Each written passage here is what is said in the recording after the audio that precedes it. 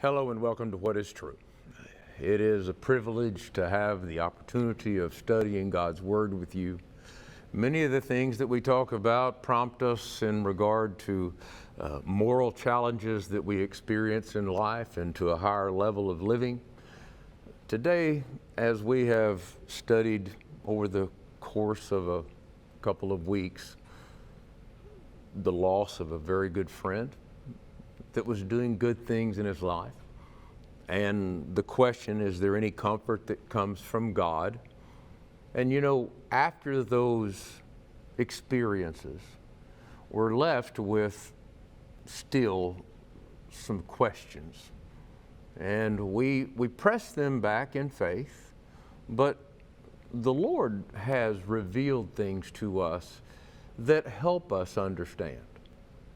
Now, the text I have to begin the lesson here is, the race is not to the swift, nor the battle to the strong, nor bread to the wise, nor riches to men of understanding, nor favor to men of skill, but time and chance happen to them all. Now, the book of Ecclesiastes is giving us a picture of the way life is. Interestingly enough, the verse that I just read to you is 9/11. We realize 9/11, it represents a day in which time and chance happened to us all. We were either affected by the event itself, and then there were those that were in the building. There were those that for one reason or another were to be at the building, but they were redirected because of circumstance. And they were not in one of the towers that fell on 9/11. But the text reminds us that time and chance happens to us all, which leaves us with maybe more questions than answers. And so we just ask. Time and chance serve a purpose. Their existence forces us to see the limited control we have in this life. Now, it's not something I necessarily enjoy saying, well, there's our conclusion, but there it is. And we are admonished at the same time, whatever your hand finds to do, do it with all your might. In other words, I could sit back and say, well, time and chance is going to happen to us all, and it's not depending on how fast I am if I'm going to win the race. Doesn't happen. Doesn't matter. So how do we get through this? And then what does this work ethic that we have teach us? You come to the New Testament, and in the book of Ephesians, in verse 6 there, it says that you with good will as to the Lord you work, and from Him you will receive the same. You know, our intent remains unmoved regardless of what happens. It's how we experience destruction and then we rebuild. We're not altered, our course is not altered because a circumstance of intrusion occurred. Every generation is given this opportunity. So time and chance, as we equate it, every generation is given opportunity. How do they recognize? How did I recognize? How will you recognize? But through time and chance. The experience that forces you to realize there are things that you cannot control. So you begin to position yourself into places that you can control. And it's happening now. Now that takes us on a very unique journey.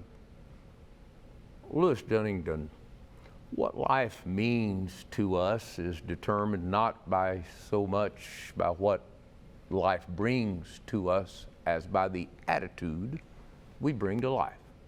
Not so much by what happens to us as by our reaction to what happens. And this is truly why we learn and discern that time and chance happens to us all. Because we recognize that in many circumstances of life, the result of the decisions we've made have brought bad things. And then we also realize there are others, and some of the most challenging that we find are those that happened to us. 9/11. We didn't invite that. It was brought upon us by evil decisions. And as Ecclesiastes chapter 9 and verse 10 tell us about, with whatever your hand finds to do, do it with all of your might, we discover that we do not know our time. And like a fish taken in a cruel net, like a bird caught in a snare, flying along, looking for food and going about the daily business, and things happen. Time and chance, as the writer is telling us. This is from the Lord to give us insight so that maybe we come out of the circumstance with what He intends.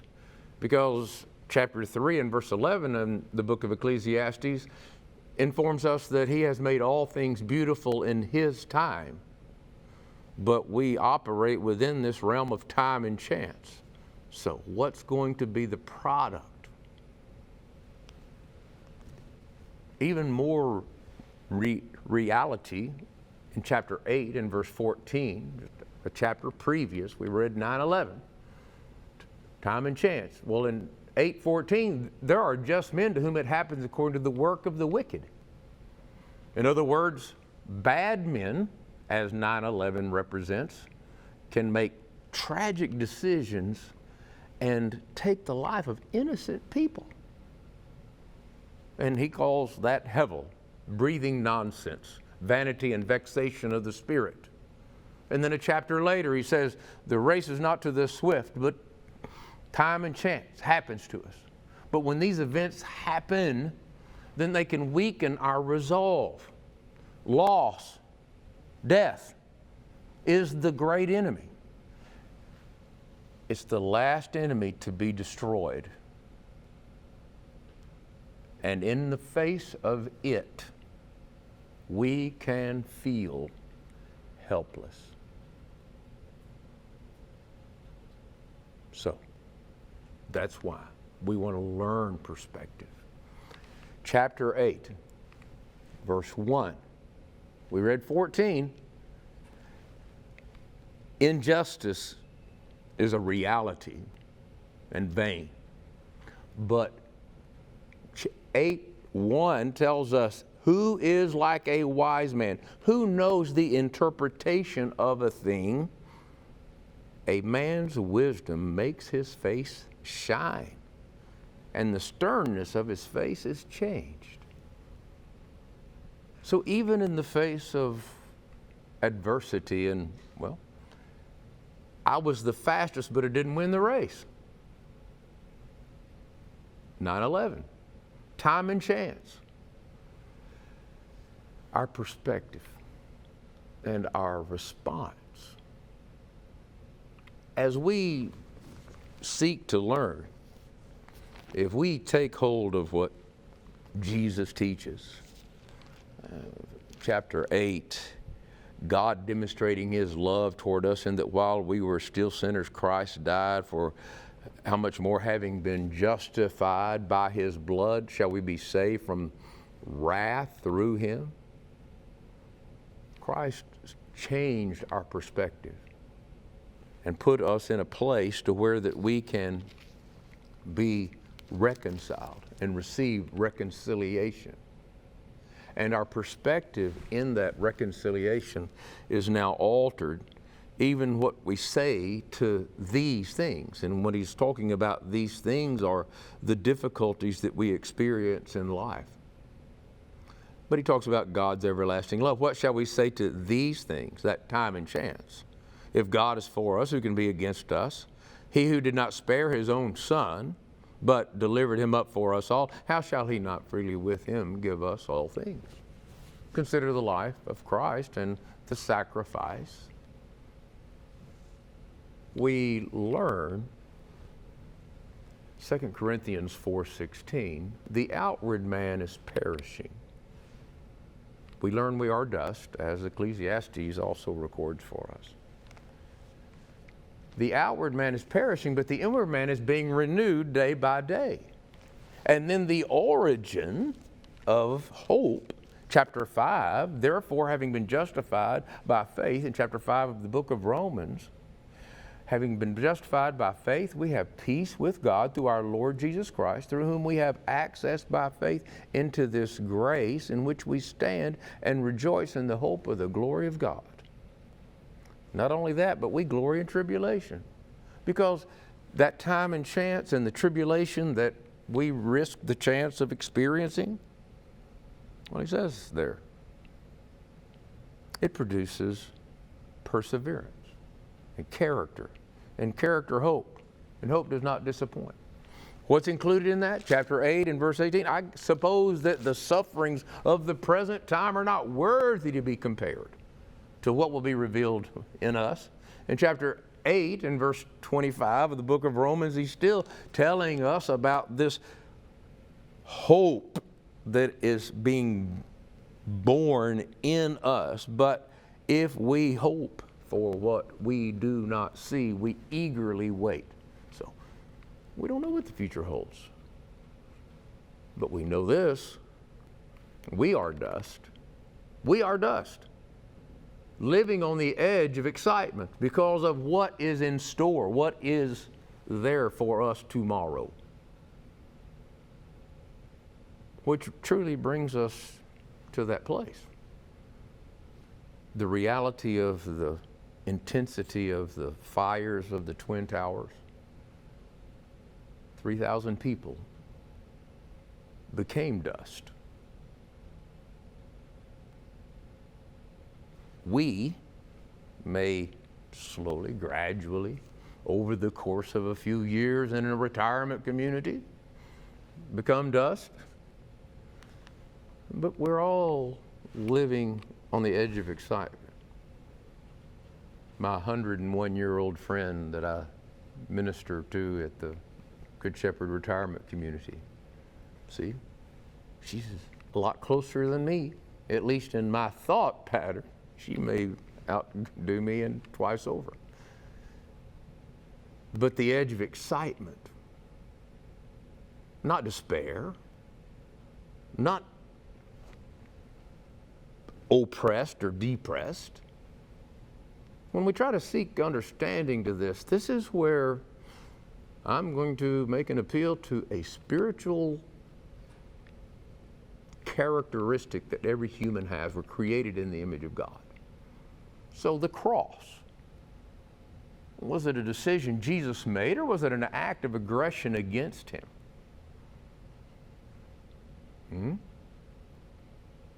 Yes. So the cross that we are to take up, is it a decision we make or an act inviting oppression and suffering?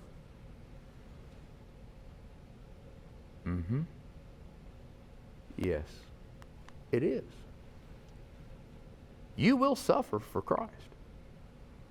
And the rain falls on the just and the unjust.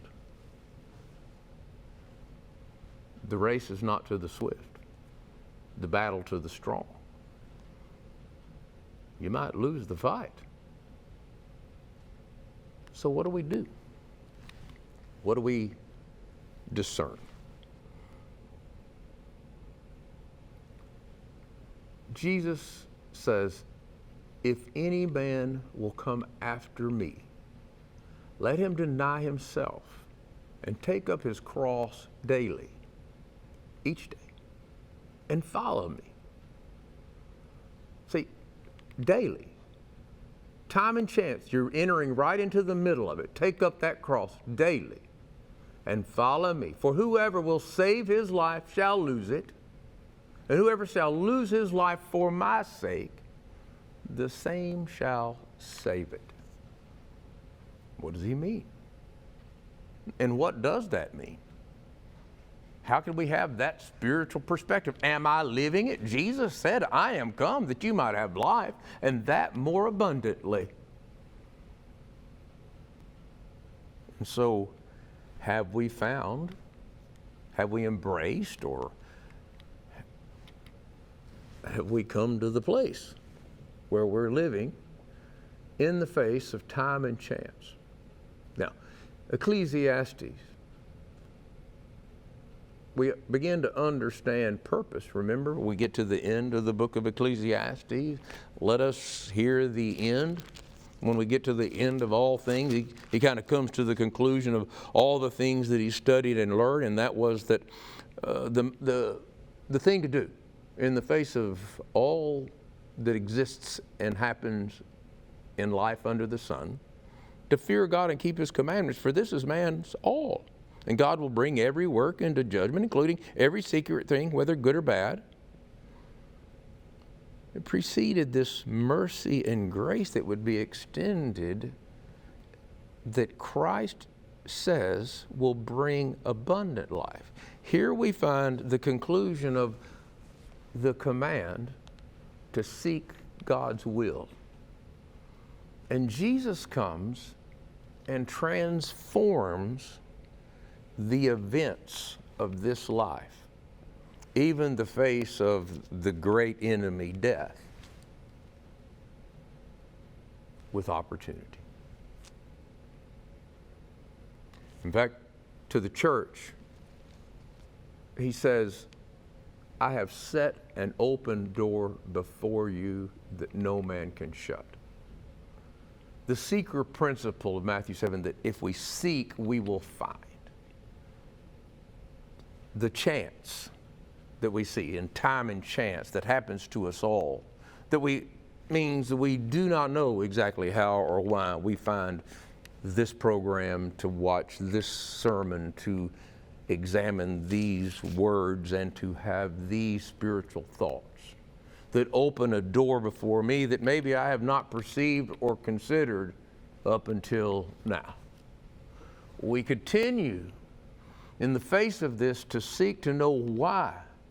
And so the battle that begins is Christ brings life, but these things as time and chance.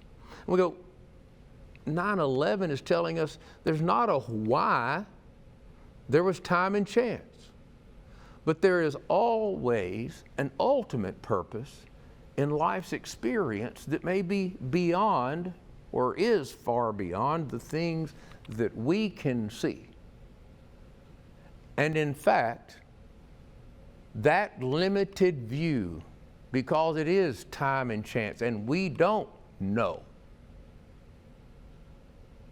it gives birth to hope. Now, in that emotion, we're subject to futility. We're subject to futility. That's in Romans, the 8th chapter. We consider the sufferings of this present time not worthy to be compared to the glory that will be revealed in us. For the earnest expectation of the creation eagerly waits for the revealing of the sons of God. So we are subjected to this so that we have this possession of hope, which brings the final analysis of time and chance, that is, that circumstance we are subjected over which we have no control.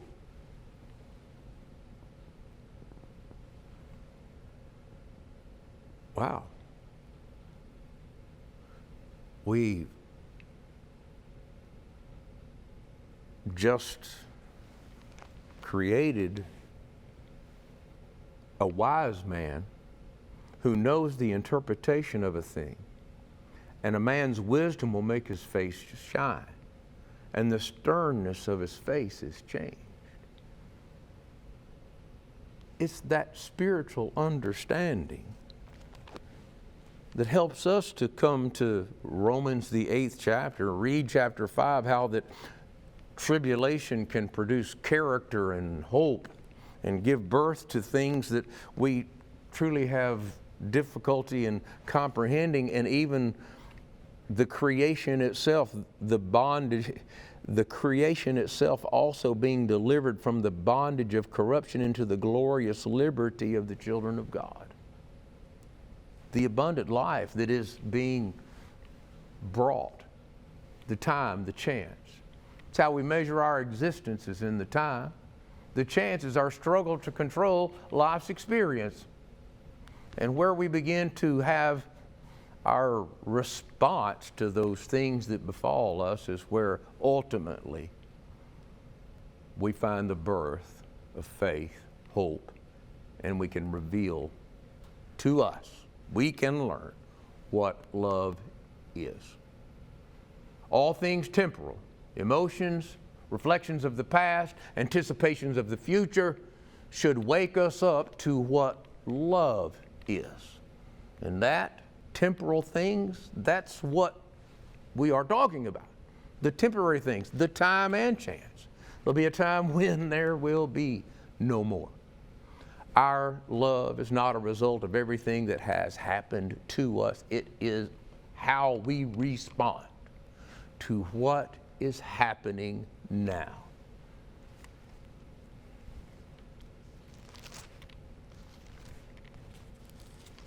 Believes all things, hopes all things, endures all things. Love never stops.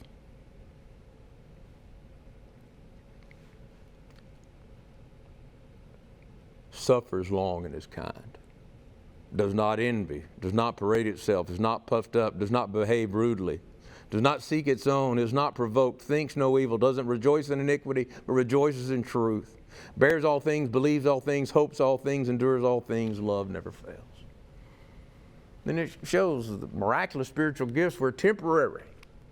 This faith, hope, and love, that was to bring us to this place where we could now in this time, faith, hope, and love, be in possession. Not looking for a miracle, but now. You see, then they didn't even have the clarity that we now have because of this revelation and the completion of this word. The power of words, the spirit and life, Jesus said, John 6:63. These things are written that you might believe, and through believing you might have life in His name. When we are transformed, we possess something within us that enlightens our understanding, that makes us different from the world. Romans chapter 12, do not be conformed to this world, but be transformed, proving what is that good and acceptable and perfect will of God. We can know, we can walk in the light of His will. It gives birth to that love. Love is the essence of optimism, and I fear our world is beginning to drift from the optimism, the hope. We do not know why every incident occurs, but loss, time, and chance is a part of experience. This God permits. We are subjected to hope. You cannot have hope until we have faith. In fact, this is the very vision that we have, that the substance of things hoped for. The substance of things hoped for, the evidence of things unseen, and the very spirit within us confirming. Our vision is known by what is reflected from within us, 1 Corinthians 13. The love demonstrated in the hope. In chapter 8, verse 24 of the book of Romans, we are saved in this hope. The element of hope is that we live in the realm of time and chance. And we persevere. And we experience. And it continues. And no one has the power in the day of his death, but to all the living, there is hope, and that's my message to you. As you draw breath, that you have the opportunity to work through that time and that chance. We'll go back to this one section since I've got a minute. In Romans chapter 8, when we talk about the topic of hope, For the creation was subjected to futility. Listen, not willingly, but because of him who subjected it in hope. For the creation was subjected to futility, not willingly, because it subjected him in hope, because the creation itself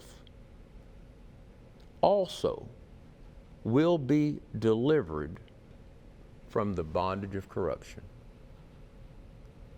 See, time and chance in this world, with its limitations, the temporary nature of it, we are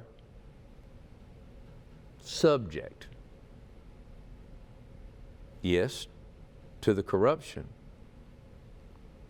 to the tribulation, but it created in us our hope. It converted to the glorious liberty of the children of God, which means we face even the great enemy in hope, which takes events that have occurred to us all recently in loss and struggle and failure and bring us to a place where we know what is true. May it change our countenance. May it put a smile on our face. We appreciate you joining us for What is True each Lord's Day at 8 a.m. Join us on Facebook or YouTube. Go to What is True with Dennis Carroll, Don Patton, and you can find us there. This morning, I-430 Rodney Parham. If you're in the Little Rock area, meet us there at the Little Rock Church of Christ. Call me if you're in the surrounding area. We've got some other places we can lead you to. Have a blessed